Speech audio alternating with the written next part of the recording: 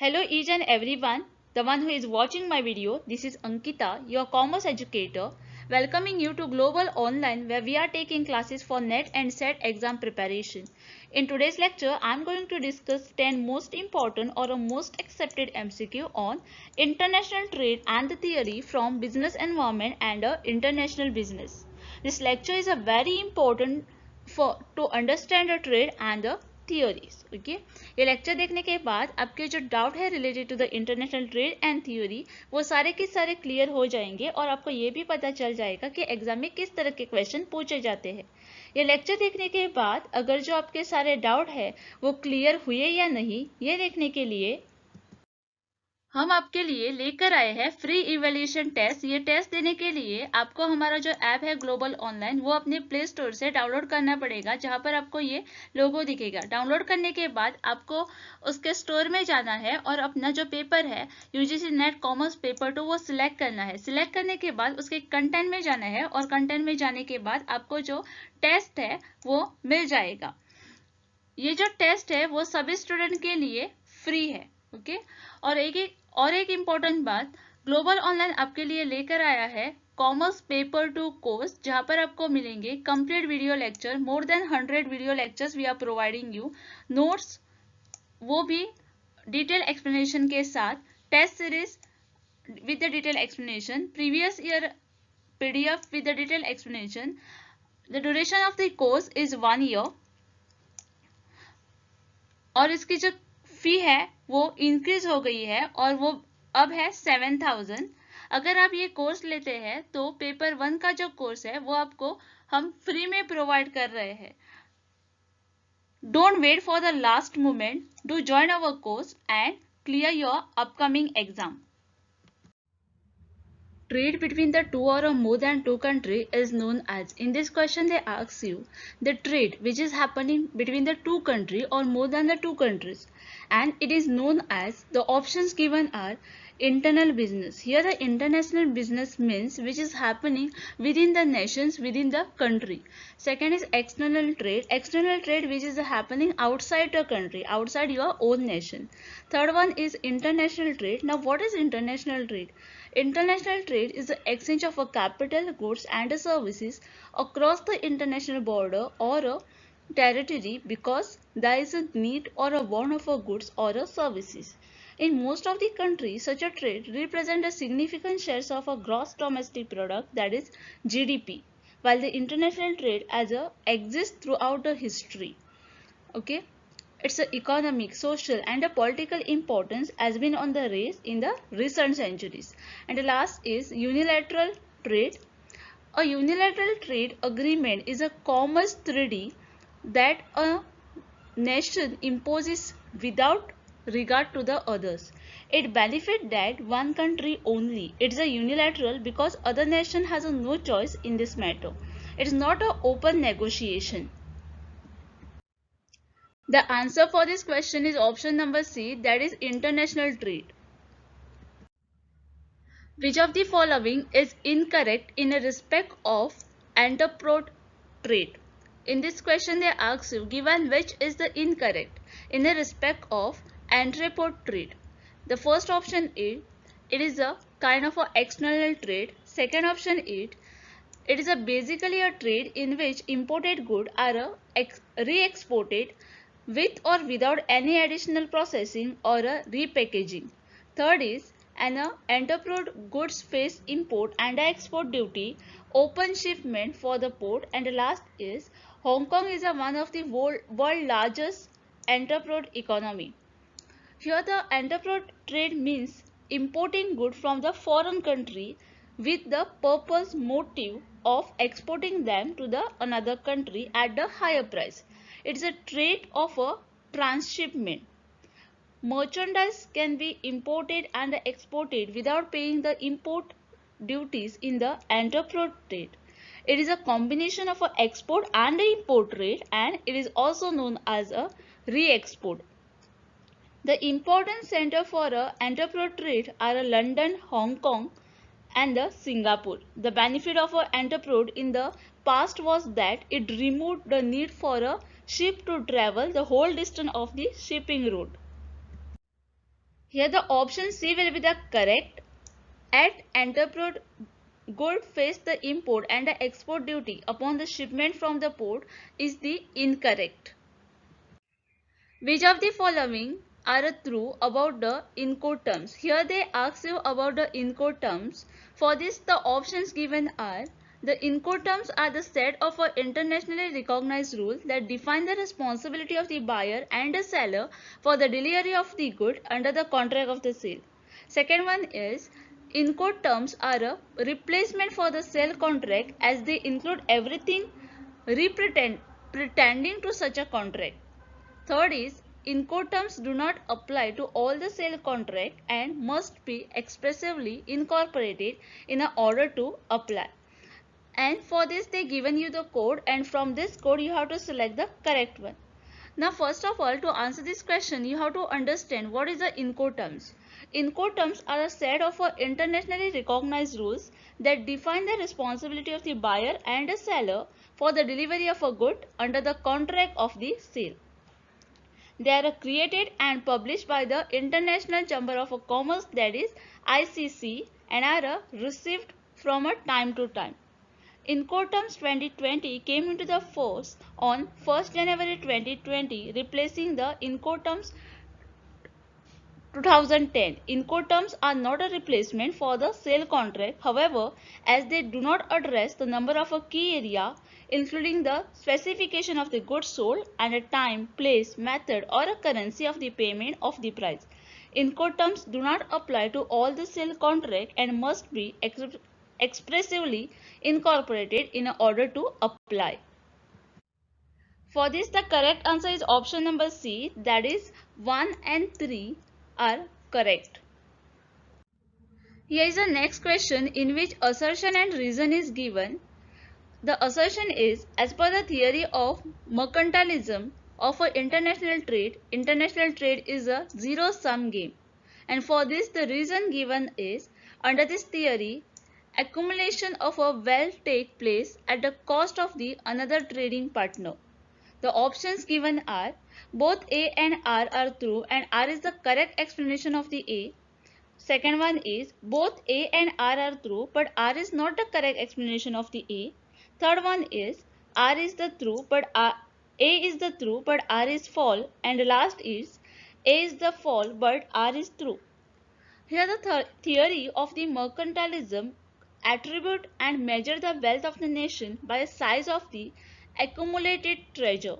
Mercantilist policy were used to colonial power as a means of exploitation, whereby they charged the higher price from their colonial market for their finished industrial goods and brought a raw material at a much lower cost from their colonies. Under this theory, accumulation of a wealth takes place at the cost of the another trading partner. Therefore, international trade is treated as win-loss game, resulting the virtually in no contribution to the global wealth. Thus, the international trade becomes the zero-sum game. The correct answer here for this question will be option number A, that is both A and R are true and R is the correct explanation of the A.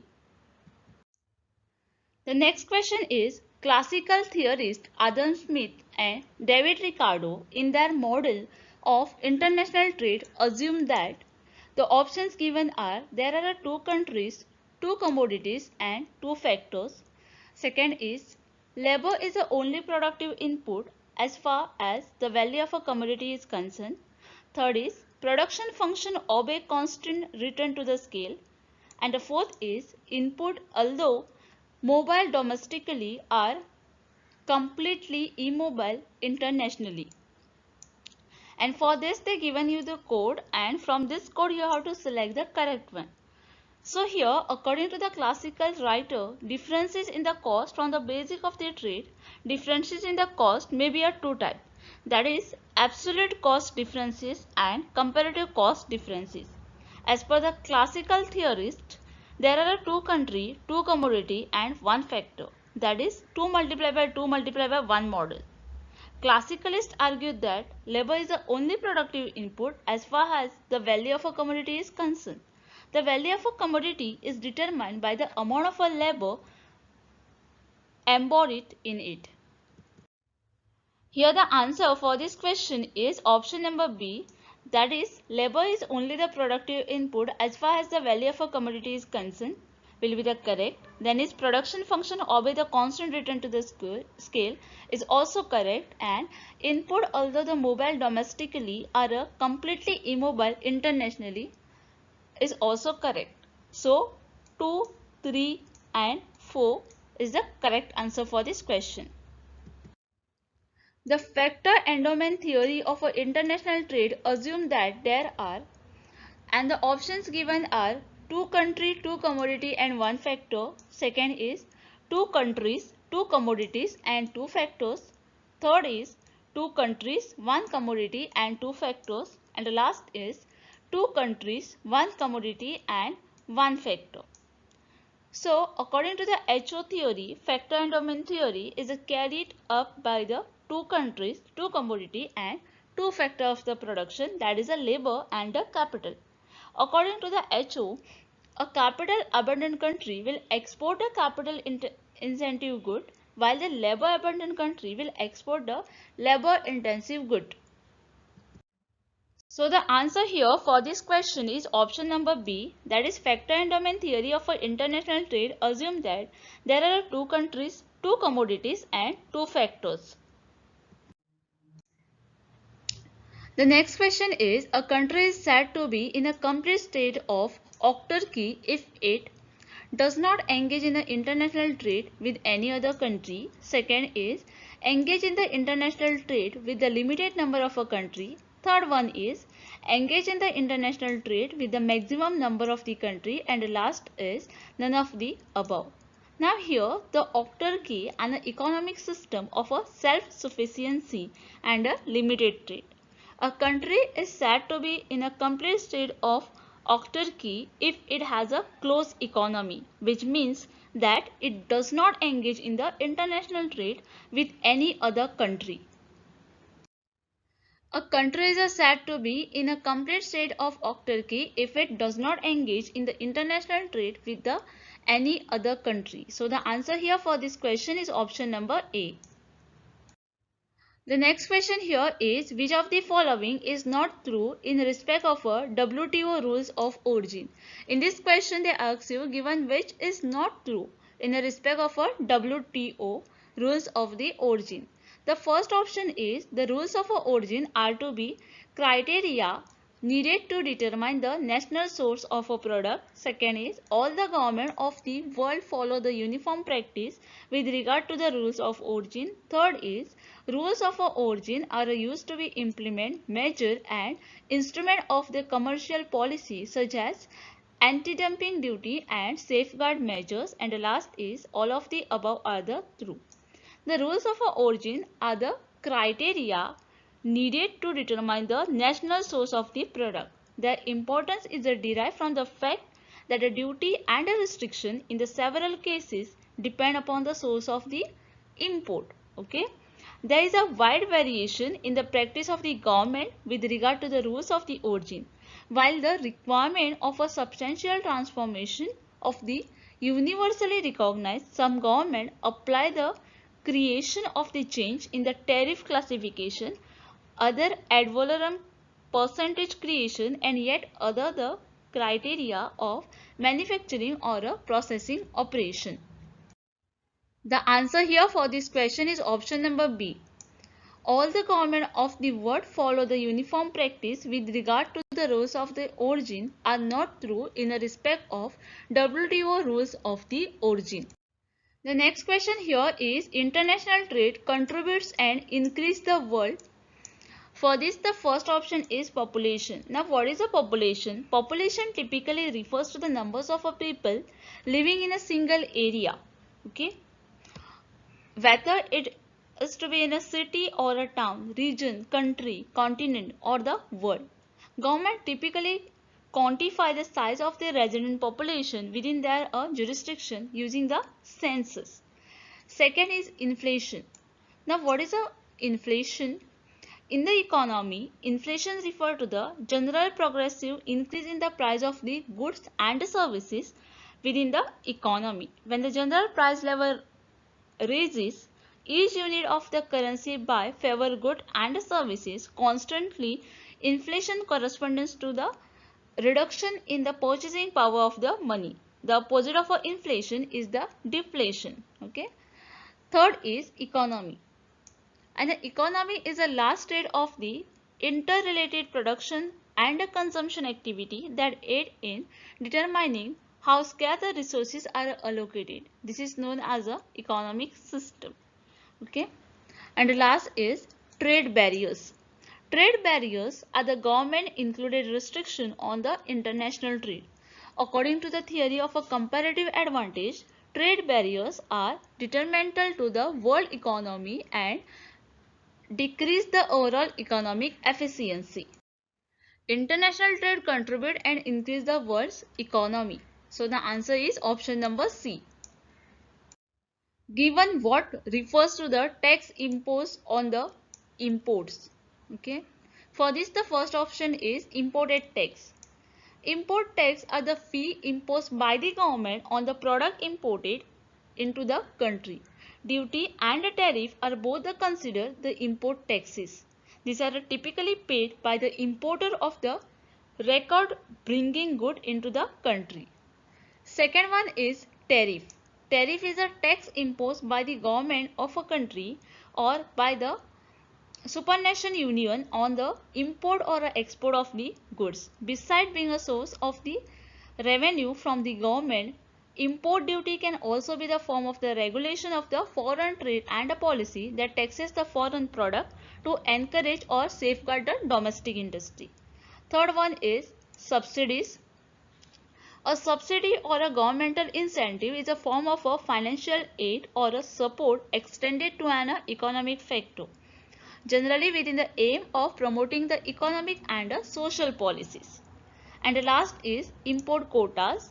An import quota is a type of a trade restriction that set a physical limit on the quantity of the good that can be imported into the country within the given period of a time. Quota, like other trade restrictions, are typically used to benefit the producer of the good in that country. The correct answer here is option number B.